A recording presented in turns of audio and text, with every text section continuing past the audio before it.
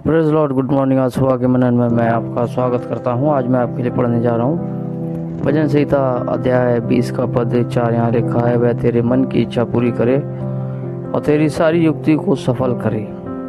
मैं इंग्लिश में पढ़ूंगा। May he grant you your heart's desire and fulfil all your plans. मेरे अजीजों, जैसे हम सब जानते हैं कि हमारे मन में बहुत सारी इच्छाएं होती हैं, बहुत सारे हमारे प्लान्स होते हैं, बहुत सारी युक्ति दरअसल प्लान है, इच्छाएं होती हैं।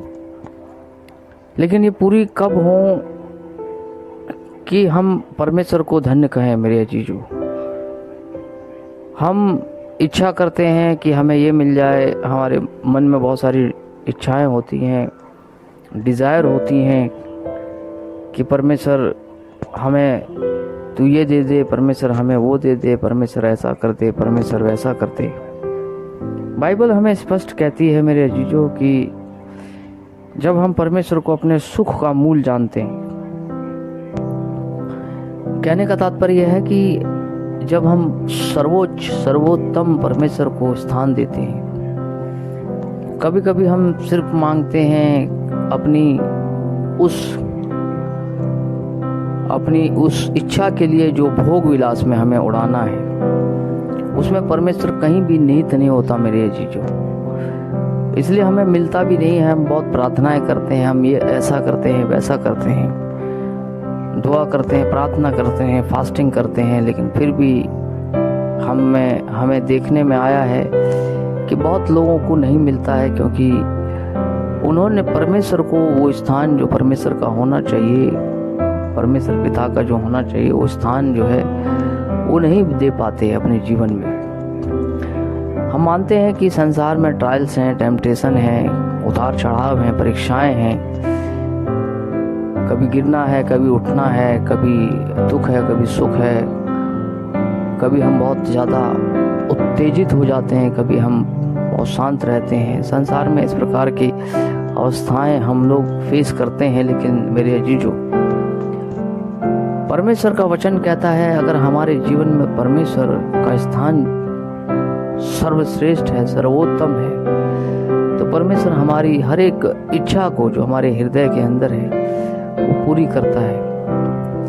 मेरे अजीजों, जैसे आप सपोज कीजिए किसी बात के लिए मांग कर रहे हैं कि परमेश्वर मुझे ऐसा दे दे, वैसा दे दे। आप उस प्लान्स के अंदर या इच्छा के अंदर अपने आप से सवाल कीजिए कि परमेश्वर, क्या इस इच्छा में या मेरे इस प्लान में तू निहित है या नहीं है। अगर नहीं है मेरे अजीजों, तो आज उसे निहित करें, उसे सम्मिलित करें अपने प्लान्स में। तब वो आपके लिए सीधा मार्ग खोलेगा, तब वो हमारे लिए सीधा मार्ग खोलेगा और आप उस रास्ते पर चलेंगे जहाँ गिरना नहीं होगा, वहाँ सिर्फ आनंद और आनंद होगा मेरे अजीजों।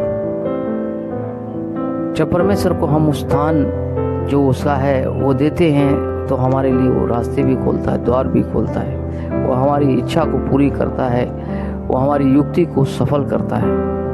मेरे जी, जो परमेश्वर आपको आशीष दे, परमेश्वर आपको बढ़ाए।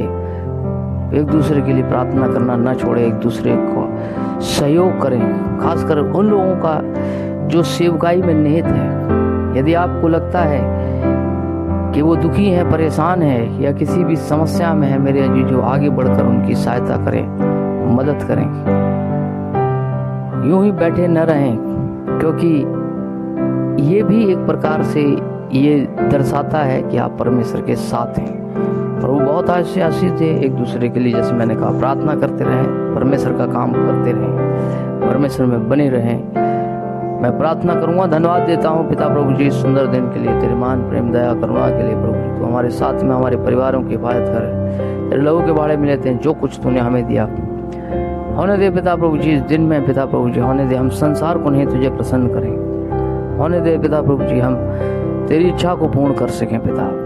यीशु मसीह के नाम से पिता प्रभु जी प्रार्थना धन्यवाद के साथ मांगता हूँ, आमीन।